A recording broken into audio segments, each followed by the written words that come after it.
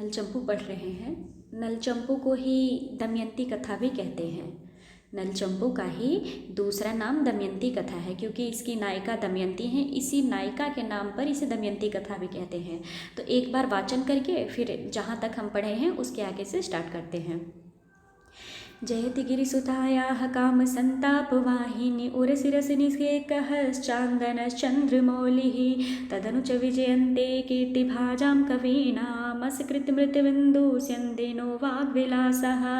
जयति मधुसहायः सर्वसंसारवल्ली जननजरठकन्दः कोऽपि कन्दर्पदेवः तदनु पुनरपाङ्गोत्सङ्गसञ्चारितानां जयति तरुणयोस्तिर्लोचनानां विलासः। अगाधान्तः परिस्पन्दं विबुधानन्दमन्दिरं वन्दे रसान्तरप्रौढं स्रोतः सारस्वतं वहत्। प्रसन्नाः कान्तिहारिण्यो नानाश्लेषविचक्षणाः भवन्ति कस्यचित् पुण्यै मुखे वाचो गृहे स्त्रियः। किं कवेस्तेन काव्येन किं काण्डेन धनुष्मतः परस्य हृदये लग्नं न घूर्णयति यच्छिरः। अप्रगल्भाः पदन्यासे जननीरागहेतवः सन्त्येके बहुलालापाः कवयो बालका इव अक्ष्मालापवृत्तिज्ञा कुशासनपरिग्रहा ब्राह्मीव दौर्जनी संसद् वन्दनीया शमेखला रोहणं सूक्तरत्नानां वृन्दं वन्दे विपश्चितां यन्मध्यपतितो नीचः काच्योपुच्चैर्मणीयते। अत्रिजातस्य या मूर्तिः ससिनः सज्जनस्य च क्व सा वैरात्रिजातस्य तमसो दुर्जनस्य च निश्चितं स सुरः कोऽपि न कुलीनः समेमति सर्वथा सुरसम्बद्धं काव्यं यो नाभिनन्दति स दूषणापि निर्दोषा सखरापि सुकोमला नमः तस्मै कृतायेन रम्या रामायणी कथा व्यासः क्षमाभृतां श्रेष्ठो वन्द्यः स हिमवान् सृष्टा गौरीदृशे येन भवे विस्तारि भारता। करणान्त विभ्रम्भ्रान्त कृष्णार्जुन विलोचना करोति कस्य न आह्लादं कथाकान्तेव भारती सत्स्वद्बाणद्वितीयेन शश्वद्बाणद्वितीयेन नमदाकारधारिणा धनुषैव गुडाढ्येन निःशेषो रञ्जितो जनः इत्थं काव्यकथा कथानकरसै येषां कवीनाममीं विद्वांसः परिपूर्णकर्णहृदया कुम्भापयोभिर्यथा वाचो वाच्यविवेकविक्लौधियाम् ईदृग्विधां मादृशां लप्स्यन्ते क्व किलावकाशमथवा सर्वः सहा सूर्यः। वाचः काठिन्यम् आयान्ति भङ्गश्लेषविशेषतः न उद्वेगस्तत्र कर्तव्यो यस्मान्नेको रसः कवि। वाचः काठिन्यम् आयान्ति भङ्गश्लेषविशेषतः न उद्वेगस्तत्र कर्तव्यो यस्मान्नेको रसः कवि। अनुष्टुप छंद में था। काव्यस्य आम्रफलस्येव कोमलस्य इतरस्य च बन्धच्छाया विशेषेण रसोऽप्यन्यादृशो भवेत् रसोऽप्यन्यादृशो भवेत्। यहाँ तक हो गया था। उसके बाद हम लोगों ने थोड़ा सा कवि परिचय पढ़ा था। अस्ति समस्त मुनि मनुज वृंद वृंदारक वंदनीय पादारविंदस्य भगवतो विधेर्विश्वव्यापी व्यापार पारवस्याद् अवतीर्णस्य संसार चक्रे क्रतुक्रियाकाण्डशौण्डस्य सांडिल्य नाम्नो महर्षेर्वंशः श्रूयते च यत्र श्रवणोचितचन्दनपल्लवा इव केचिदनुचानाः शुचयः सत्यवाचो विरञ्चिवर्चसः अर्चनीया आचारा ब्रह्मविदो ब्राह्मणाः पुण्यजनाश्च न चये अलङ्का पुरुषः ससूत्राश्च न चये लम्पटाः प्रसिद्धाश्च न चये लम्पाकाः कामवर्षाश्च न चये लङ्घनाः षण्मार्गस्य नववयसो अपि न चये अलम्बालकाः महाभारतिकाश्च न चये रङ्गोपजीविनः सेविताप्सरसोऽपि न चये रम्भान्विताः। किं बहुना जानन्ति हि गुणान् वक्तुं तद्विधा एव तादृशां वेत्ति विश्वम्भराभारं गिरिणां गिरिम् आश्रयम्। तेषां वंशे विशदयशसां श्रीधरस्य आत्मजो अभूत् देवादित्यः स्वमतिविवेकविकसद् वेदविद्याविवेकः उत्कल्लोलां दिशि दिशि जनाः कीर्तिपीयूषसिन्धुं यस्य अद्यापि श्रवणपुटकैः कूडिताक्षाः पिबन्ति तैस्तैरात्मगुणैरेण त्रिलोक्यास्तिलकायितं तस्माद् अस्मि सुतो जातो जाड्पात्रं त्रिविक्रमः सोऽहं हंसायितुं मोहात् वकः पङ्गुर्यथेक्षति मन्दधीस्तद्वद् इच्छामि कविर्वृन्दारकायितुं भङ्गश्लेषकथाबन्धं दुष्करं कुर्वता मया दुर्गः तरितुम आरब्धो बाहुभ्याम अम्भसाम पतिम। हम लोगों ने 20 श्लोक तक पढ़ लिया था। पढ़ लिया था कि जैसा उन्होंने कि अभी बताया कि ये जो सांडिल्य नाम के महर्षि का वंश है, उनके वंश में श्रीधर के आत्मज देवादित्य नाम के एक ब्राह्मण हुए। वह बहुत विद्वान थे, वेद विद्या के ज्ञाता थे। उनके ज्ञान की चर्चा चारों दिशाओं में फैली हुई थी। समस्त दिशाओं के जो लोग होते थे वो उनकी यश रूपी जो अमृत है उसका पान आंखें बंद करके अपने श्रवण पुटकों से करते थे। उन्हीं के उन गुणों वाले जो समस्त त्रिलोक के तिलक के समान थे, ऐसे देवादित्य से मुझ जैसा जाड्यपात्र यानी मंद बुद्धि वाला त्रिविक्रम नाम का पुत्र उत्पन्न हुआ। वैसे कहने के लिए श्लेष अलंकार से भले ही है, लेकिन 1-2 बार आप इसके वाचन करेंगे तो आपको वाचन मात्र से ही इनके श्लोकों का अर्थ स्पष्ट हो जाएगा। वाचन बहुत ज़रूरी होता है। जैसे आप कोई ग्रंथ स्टार्ट करते हैं तो कम से कम उसको 10 दिन तक वाचन करिए, उसका अर्थ आपको समझते चलिए, 10 दिन तक कंटिन्यू वाचन करते चलिए पूरा। जब किसी भी बुक को आप 10 दिन तक उसको लगातार कंटिन्यू बिना गैप के पढ़ लेंगी तो वो चीज़ आपके दिमाग में एकदम से छप जाती है। फिर आप 15 दिन बाद, 20 दिन बाद भी उसको रिवाइज करेंगे तो वो आपके दिमाग से निकलने वाला नहीं है। इसलिए वाचन बहुत ज़्यादा ज़रूरी होता है। तो आइए 21वें श्लोक से हम लोग स्पष्ट करते हैं, बहुत ही सरल अर्थों में है। सोऽहं हंसायितुं मोहाद् वकः पंगुर्यथेक्षति मंदधीः तद्वद इच्छामि कविवृन्दारकायितुम्। अर्थात वही त्रिविक्रम भट्ट जी कहते हैं, उन्हीं जो त्रिलोक के तिलक के समान ये थे देवादित्य, उनका मंद बुद्धि वाला मैं पुत्र अब उसी प्रकार चेष्टा कर रहा हूँ जैसे एक पंगु हंस, पंगु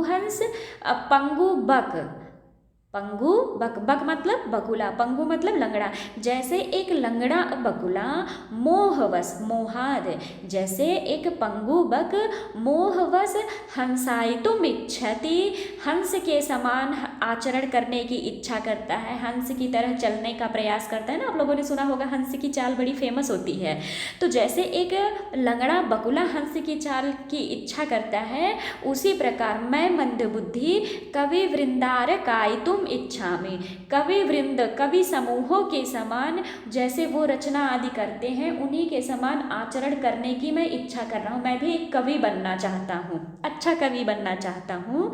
तो मेरी यह चेष्टा उसी प्रकार है जैसे एक पंगु बक लंगड़ा बकुला हंस की चाल चलने की इच्छा करता है, वैसे ही मैं धी मतलब बुद्धि, मैं मंदबुद्धि कवि वृंदारक के समान आचरण करने की इच्छा में यानी इच्छा कर रहा हूँ। अगला देखिए, भंग श्लेष कथाबंधम दुष्करम कुर्वता मया दुर्गः तरितुम आरब्धो बाहुभ्याम अम्भसाम पतिम। अब यहाँ पर त्रिविक्रम भट्ट जी कहते हैं जैसे कोई व्यक्ति दुर्गम अत्यंत कठिन अम्भसाम पतिम यानी अम्भस मतलब होता है जल, अम्भ मतलब होता है जल, अम्भसाम पतिम यानी जल के जो पति है वो कौन है, तो समुद्र है। जैसे कोई समुद्र को बाहुभ्याम अपने बाहुओं से आरब्धो तरितुम आरब्धो पार करने का आरंभ करता है या चेष्टा करता है कि अगर कोई यह व्यक्ति सोचे कि समुद्र को वह अपने हाथों से तैर करके पार कर जाएगा, जैसे यह असंभव है, उसी प्रकार मेरे द्वारा इस भंग श्लेष के द्वारा, कहते हैं भंग श्लेष से जो काव्य होता है उसमें कठिनता आ जाती है। उसी प्रकार यद्यपि समुद्र को पार करना असंभव नहीं है कि कोई हाथ से पार नहीं कर सकता, लेकिन बहुत ही कठिन कार्य है। उसी प्रकार त्रिविक्रम भट्ट जी कहते हैं कि मैंने अपनी रचना को भंग श्लेष से उसी प्रकार कठिन कर दिया है जैसे कोई बाहुओं से समुद्र को पार करना चाहता है, उसी प्रकार मैं भी भंग श्लेष के द्वारा अपनी कथा को दुष्कर कर दिया गया है। कुर्वता मया दुष्करम कथाबंधम। भंग श्लेष से मया यानी मेरे द्वारा कथाबंध को दुष्कर कर दिया है, अर्थात कठिन कर दिया गया है। ठीक वैसे ही जैसे कोई व्यक्ति बाहुभ्याम अपने बाहुओं से अम्भसाम्पति यानी समुद्र को तरितुम यानी पार करने का आरंभ करता है, वैसे ही। अगला देखिए, उत्फुल्लगल्लैर आलापाः क्रियन्ते दुर्मुखैः सुखम जानाति ही पुनः सम्यक कविर एव कवेः श्रमम। यहाँ पर क्या त्रिविक्रम भट्ट जी कवि के श्रम के विषय में करते हुए कहते हैं कि जो निंदक लोग होते हैं, जो दुर्मुख लोग होते हैं, वह उत्फुल्ल गलई है। उत्फुल्ल गले यानी से खुले हुए कंठ से बड़ी प्रसन्नता पूर्वक बस एक बड़े खुशी आलाप करते हैं, मतलब किसी की निंदा कर देते हैं, कवियों की बारे में बड़ी बड़ी बातें बोल देते हैं कि अरे तो ऐसे ऐसे वैसे कर दिया, ऐसे कर दिया, ऐसा होना चाहिए तो वैसा होना चाहिए था, ये गलती कर दी उन्होंने। तो वही त्रिविक्रम भट्ट जी कहते हैं कि जो दुर्मुख लोग होते हैं वो गला फाड़ करके आलाप करते हैं, किसी की आलोचना करते हैं, निंदा करते हैं। लेकिन सच बात तो यह है कि कवेह श्रमम, कवि के श्रम को, षष्ठी का एक वचन कवेह, कवि इकारांत है तो जैसे हरेह बनता है षष्ठी में एक वचन, वैसे कवेह बनता है। तो जैसे कवि के श्रम को सम्यक रूप से केवल कवि ही जान सकता है, दुर्जन लोग नहीं जान सकते। तो दुर्जन लोग क्या करते हैं, गला फाड़ के आलोचना करते हैं, उनको तो सत्यता का ज्ञान होता नहीं है कि रचना करने में कितनी मेहनत लगती है। तो कवि की मेहनत को केवल एक कवि ही जान सकता है। अब उसके बाद आगे कहते हैं, संगता सुरसार्थेन रम्या मे रुचिराश्रया नंदनोद्यानमालेव स्वस्थैर आलोक्यतां कथा। अब यहाँ पर त्रिविक्रम भट्ट जी कहते हैं कि स्वस्थैः यानी स्वस्थ व्यक्तियों के द्वारा, मतलब जिसका मानसिक स्वास्थ्य अच्छा हो, जैसे जो दिमाग के तौर पे अच्छे इंसान हो, जो विद्वान लोग हैं, विद्वान स्वस्थ मतलब विद्वानों लोगों के द्वारा आलोक्यता में कथा, मेरी कथा का आलोकन किया जाए। तो किसके समान आलोकन किया जाए, तो नंदन वन की उद्यान लता के समान में कथा, मेरी कथा को विद्वान लोग अवलोकन करें या उसको देखे। विद्वान लोग क्या देखे, मेरी कथा को देखे। और वह कथा कैसी है, नंदन वन की उद्यान लता के समान है। जैसे नंदन वन देवताओं का वन है, नंदन वन देवताओं के वन का नाम है नंदन वन। नंदन वन में जो उद्यान है, वहाँ का जो बगीचा है, उस बगीचे की जो लता है, उसी के समान मेरी यह रचना है। और मेरी इस रचना को जो स्वस्थ लोग हैं यानी जो विद्वान लोग हैं वह अवलोकन करें। अब नंदनवन के समान कवि की रचना कैसे हो गई, तो उसके लिए कहते हैं संगता सुरस अर्थेन। सुरस अर्थेन मतलब सुंदर रस और अर्थों से युक्त है मेरी कथा। और कैसी है, तो रम्या रुचि आश्रया है। रम्या यानी रमणीय आश्रय वाला है, रमणीय आधार वाला है। जैसे जब भी कोई कवि रचना करते हैं तो वह किसी चीज़ को आधार बनाकर ही कहते हैं ना। तो मेरी इस रचना का जो आधार है, इनकी रचना का आधार क्या है, नल दमयंती की कथा। तो यह नल दमयंती की कथा अपने आप में बहुत रुचिकर कथा है, बहुत ही रोचक पूर्ण वर्णन है इस कथा का। और इसी कथा को आधार बनाकर कवि ने अपनी रचना की है। तो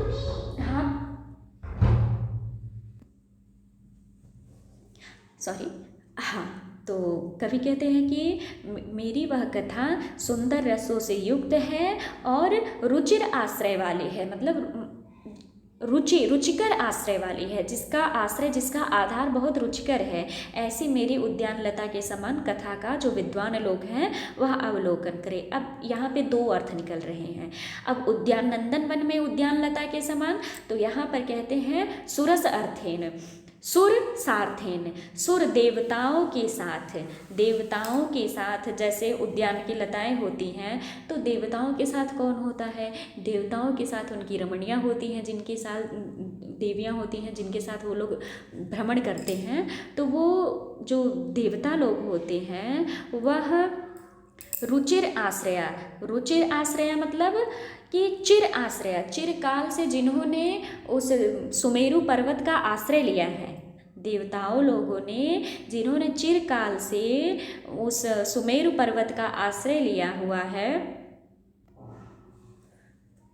सुमेरु पर्वत का जिसने आश्रय लिया है, ऐसी उद्यान लता के समान, ऐसी उद्यान लता के समान स्वस्थ लोग जो होते हैं वह मेरी कथा का अवलोकन करें। फिर से नंदनवन के अर्थ में देख लीजिए, जो सुरसार्थेन, जो देवताओं से युक्त है नंदनवन, और उस नंदनवन का आश्रय क्या है? उस नंदनवन का आश्रय है सुमेरु पर्वत। वह नंदनवन कहाँ है? तो वह नंदनवन सुमेरु पर्वत पे है, और वह सुमेरु पर्वत देवताओं से युक्त होता है। इस तरीके से नंदनवन की लता के समान जो विद्वान लोग होते हैं वह मेरी कथा का अवलोकन करें। फिर से देख लीजिए, सुरसार्थेन, देवताओं से युक्त सुमेरु पर्वत के जो आश्रित हैं, ऐसी उद्यान लता के समान विद्वान लोग मेरी कथा का अवलोकन करें। और कथा के अर्थ में करेंगे सुरस अर्थेन, यानी सुंदर रस और अर्थ से जो युक्त है और जिसका आधार सुंदर है, ऐसी मेरी कथा का विद्वान लोग अवलोकन करें। अब 25वां देखिए, उदात्त नायको पेता गुणवद वृत्त मुक्त का चंपुश्च हारेष्टिश्च केन न क्रियते हृदय। अब यहाँ पे कहते हैं चंपू कथा और हार, यह भला किसके हृदय को अच्छा नहीं लगता, किसके मन का हरण नहीं कर लेता है, किसके हृदय का हरण नहीं कर लेता? कौन? तो चंपू और हार, जैसे सुंदर मोतियों से युक्त जो हार होता है वह किसी के मन का हरण कर लेता है, शोभायमान होता है।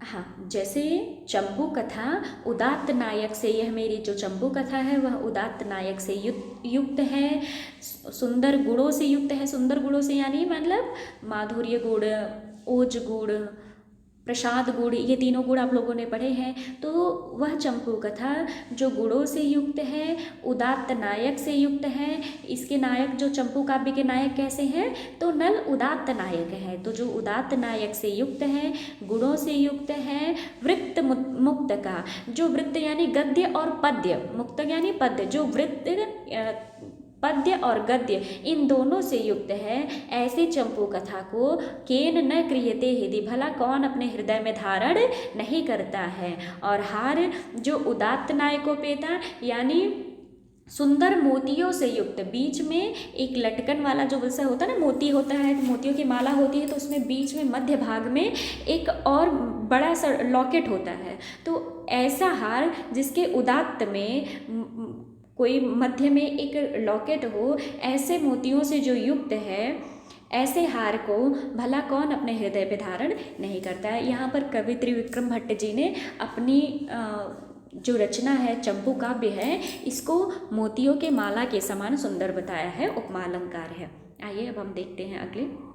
अब यहाँ से ये आर्यावर्त नाम का शहर का वर्णन है, आर्यावर्त नामक देश का वर्णन किया है। अब यहाँ से प्रारंभ हो जाता है आर्यावर्त देश का वर्णन। कहते हैं, अस्ति समस्त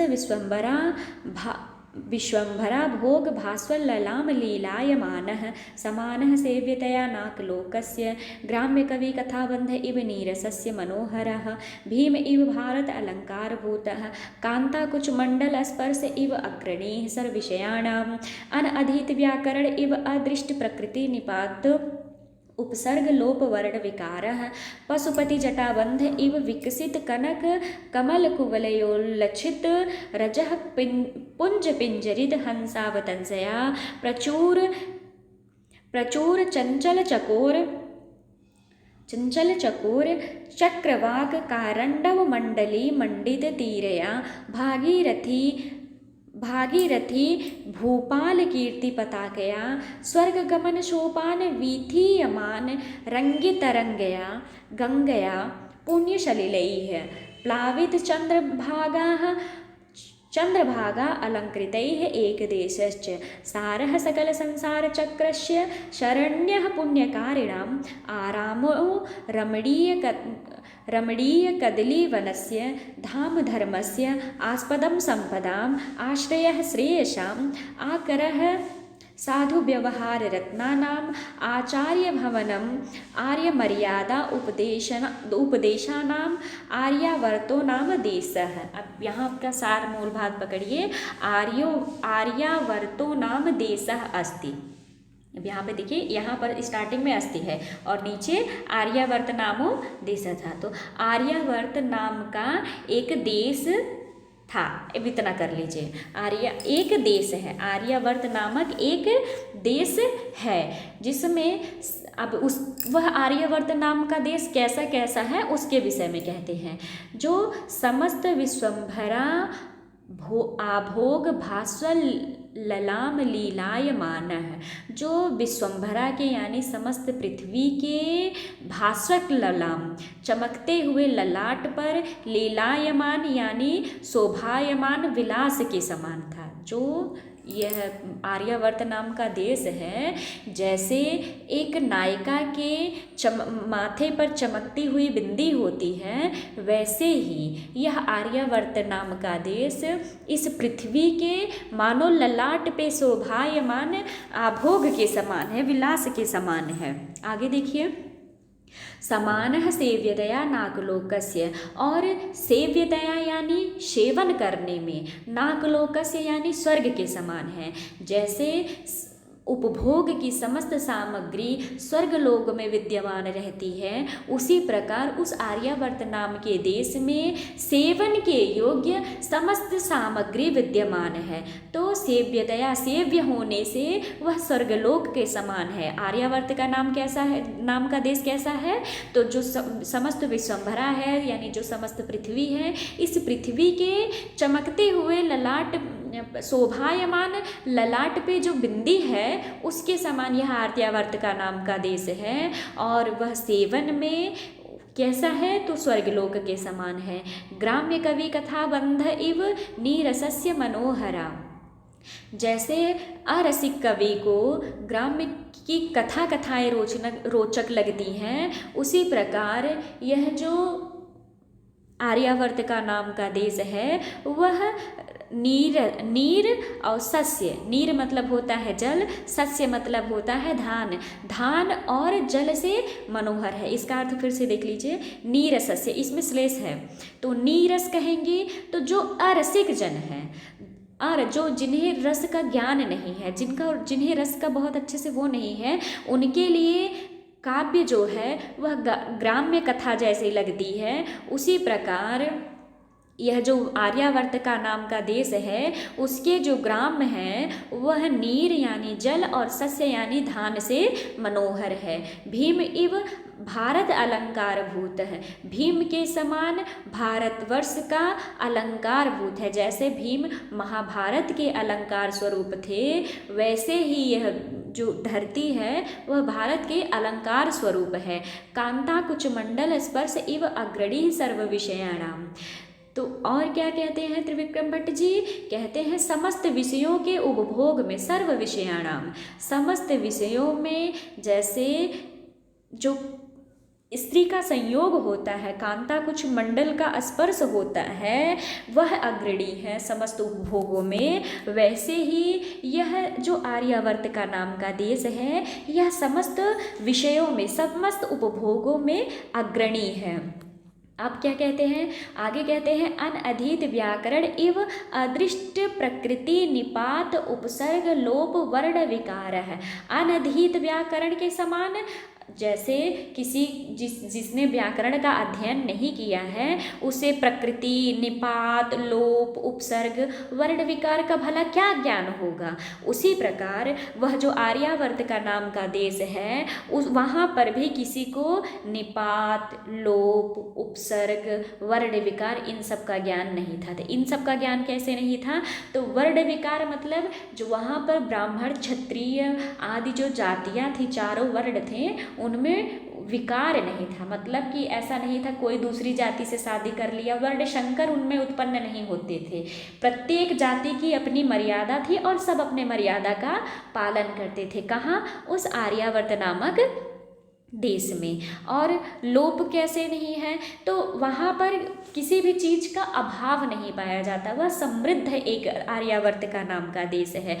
या किसी की अचानक मृत्यु नहीं हो जाती, कोई लोपित नहीं हो जाता। और निपात में देखिए वहाँ पर विपदाएं नहीं आती हैं, वह समस्त विपदाओं से मुक्त होता है आर्यावर्त नाम का जो देश है।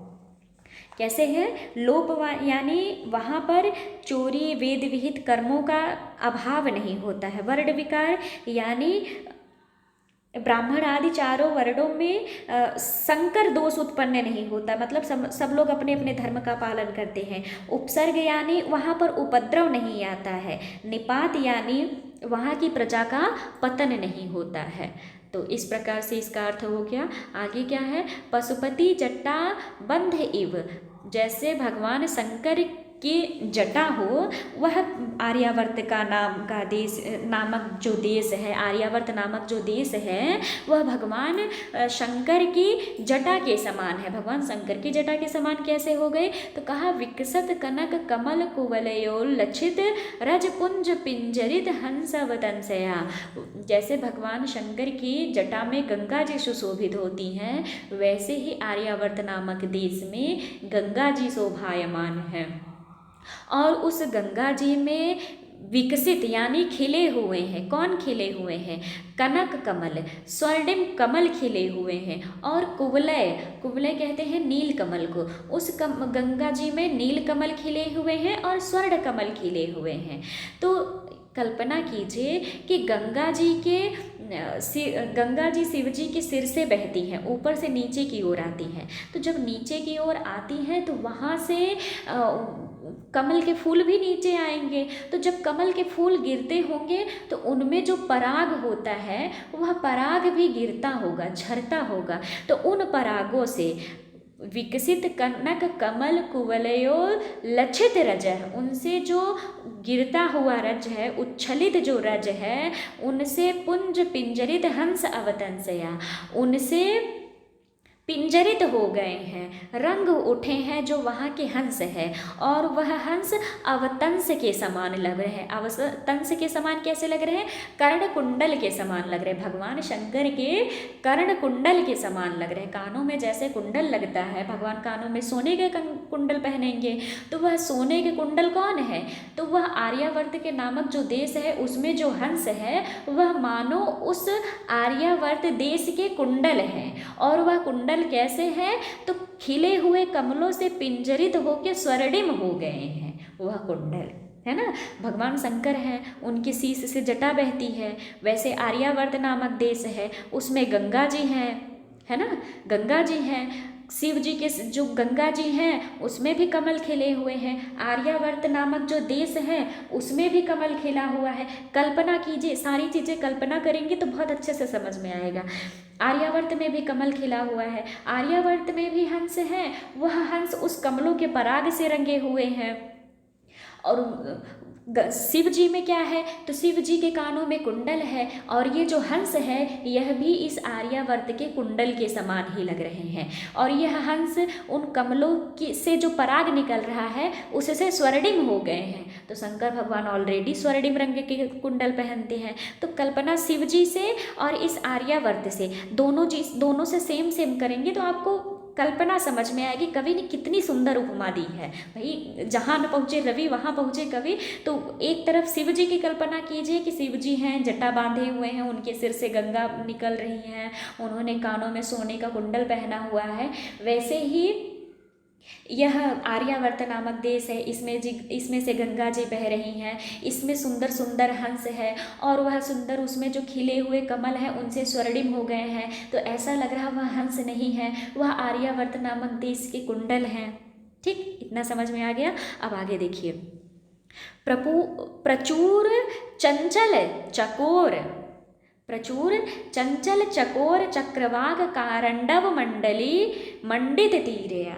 और वह जो आर्यावर्त नामक देश है वह चंचल चकोर चक्रवाक और कारंडव कहते हैं बत्तख को, बत्तख के समूहों से, किन किन किन के, चक्रवाक और चकोर और कारंडव यानी बत्तख के मंडल यानी समूहों से मंडित यानी शोभायमान है कौन, उस आर्यावर्त नामक में जो गंगा का तट है, वह गंगा का तीर, वह गंगा का तट चक्रवाक चकोर और कारंडव यानी बत्तखों के समूहों से शोभायमान है।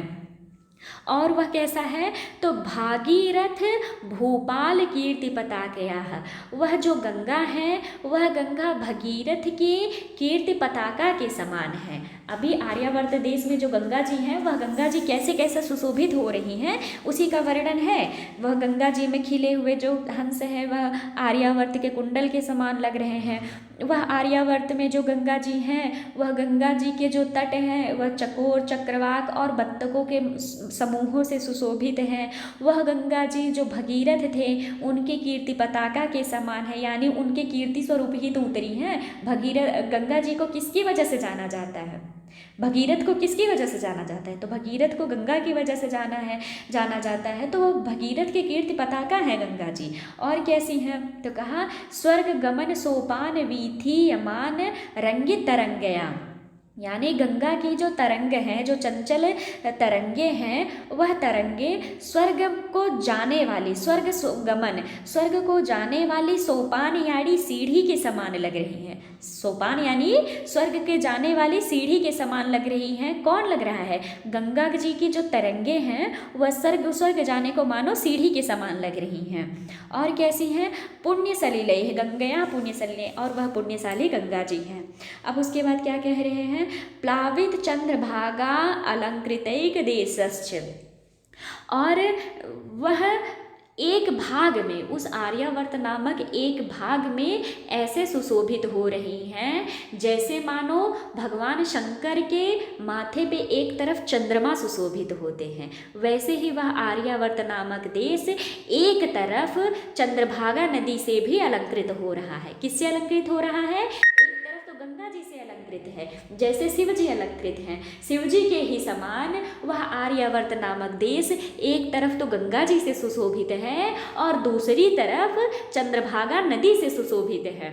आगे क्या कहते हैं, सारह सकल संसार चक्रस्य, वह समस्त संसार का, ये जो संपूर्ण संसार है इस समस्त संसार का सार है वह आर्यावर्त नामक देश। इस जितना भी विश्व ब्रह्मांड में जितना ही इस संसार में धरती हैं, इस समस्त धरतियों का सार रूप है वह आर्यावर्त नामक देश। और कैसा है, शरण्य पुण्यकारिणाम, जो पुण्यशाली लोग हैं उनका शरण स्थान है वह देश। वह आर्यावर्त, कहते हैं ना कि हमारा भारत देश बहुत महान है। भारतवर्ष में जो उत्तर वाला हिस्सा है प्राचीन काल में उसे ही आर्यावर्त के नाम से जाना जाता है। तो यह आर्यावर्त में वहाँ पर बहुत सारे ऋषि मुनि तप तपस्या आदि सब चीज़ यहीं पे करते हैं, इसीलिए यह पुण्यशालियों का शरण स्थान कहा जाता है। आरामो रमणीय कदली वनस्य, कदली वनस्य यानी केलों के बगीचों के समान रमणीय है वह आर्यावर्त नामक देश। और कैसा है, धाम धर्मस्य, धर्म का वह धाम है यानी धर्म का वह घर है। आस्पदम संपदाम, संपदाओं का वह आस्पदम यानी स्थान है, संपदाओं का क्या है, स्थान है। आस्पदम यानी स्थान है। आश्रय श्रेयशाम, श्रेय यानी मंगल, समस्त मंगलों का आश्रय है, यानी जो भारत देश में रहेगा, उस आर्यावर्त नामक देश में रहेगा, वहाँ सब मंगल ही मंगल उसका होगा, तो इसलिए वह मंगल का आश्रय है। आकर साधु व्यवहार रत्ना नाम, वह आकर है यानी समुद्र है, उत्पन्न करने वाला। किसे उत्पन्न करने वाला, साधु व्यवहार रत्ना नाम, अच्छे व्यवहार रूपी रत्नों को उत्पन्न करने वाला, कह वैसे भी फेमस है, भारत देश के लोग बहुत अच्छे होते हैं, सीधे साधे भोले मासूम। भारत देश हमारा बहुत ही अच्छा माना जाता है, समस्त विश्व में इसकी एक अच्छी छवि प्रस्तुत होती है अपने व्यवहार को लेकर के। तो वो जो साधु व्यवहार है, अच्छा व्यवहार है, उस व्यवहार रूपी रत्न का वह आकर है आर्यावर्त नामक देश। और कैसा है, आचार्य भवनम, आचार्य का भवन है। तो आचार्य का भवन कैसा है, आर्य मर्यादा उपदेशा नाम।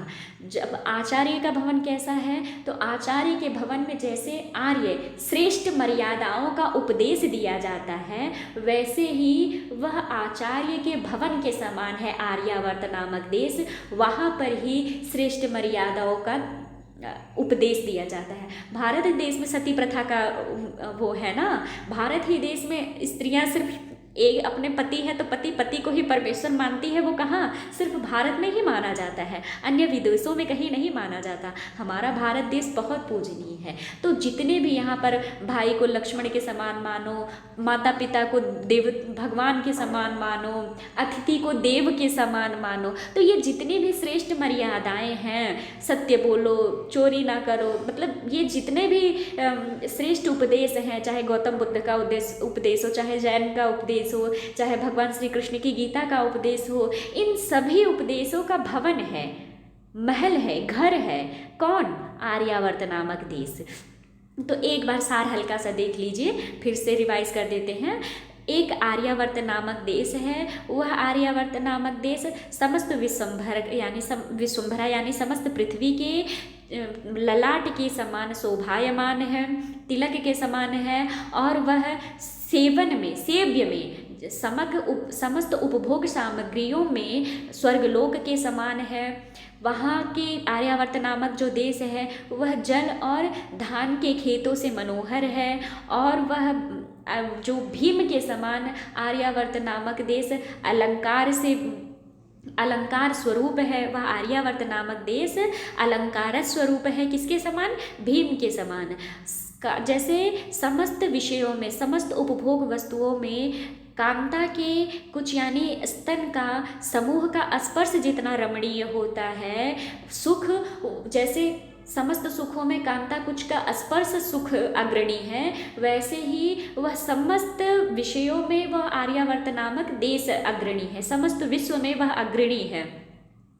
और जैसे बिना पढ़े हुए व्याकरण के समान प्रकृति, निपात, लोप, उपसर्ग, वर्ण, विकारों, इन सब से वह अनधित है। यहाँ पर किसी का निपात नहीं होता, प्रजाओं का पतन नहीं होता, यहाँ पर लोप नहीं होता, जातियों में वर्ण शंकर नहीं होता है, उपसर्ग नहीं होता यानी उपद्रव नहीं होता है, और भगवान शंकर के जटा के समान वह गंगा से सुशोभित है।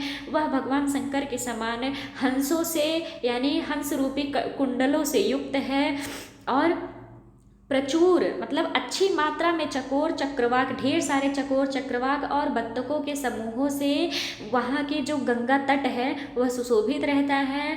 वह गंगा का तट आर्यावर्त में कीर्ति पताका के समान है। वह गंगा देवी जो आर्यावर्त नामक देश में है, वह स्वर्ग की सीढ़ी के समान है। और कैसी हैं, तो वह आर्यावर्त चंद्रभागा नदी से सुशोभित है। समस्त संसार का सार है वह आर्यावर्त नामक देश। समस्त पुण्यशालियों का शरण स्थान है। सुंदर कदली वनों से युक्त है। धर्म का धाम है, संपदाओं का स्थान है, मंगलों का आश्रय है, अच्छे व्यवहार रूपी रत्नों का आकर है या उत्पत्ति स्थान है, और आचार्य का भवन है। कैसे, तो श्रेष्ठ उपदेश को करने वाला आचार्य के भवन के समान है वह आर्यावर्त नामक देश। अब इसके आगे कल पढ़ेंगे, आज यहीं तक, धन्यवाद। हाँ, मैं इसका अभी तक इसके पहले जितने भी वीडियो पढ़ाए हुए मैंने उसका लिंक मैं इसके डिस्क्रिप्शन बॉक्स में डाल दूँगी, आप लोग देख लीजिएगा। पीजीटी का पूरा सिलेबस कवर करने के लिए हमारे चैनल को सब्सक्राइब करें। अगर कुछ इसके बाद आप लोग क्या पढ़ना चाहते हैं उसके विषय में कमेंट करें। अब मुझे क्या सुधार करना चाहिए उसके विषय में कमेंट करके ज़रूर बताएं। Thank you.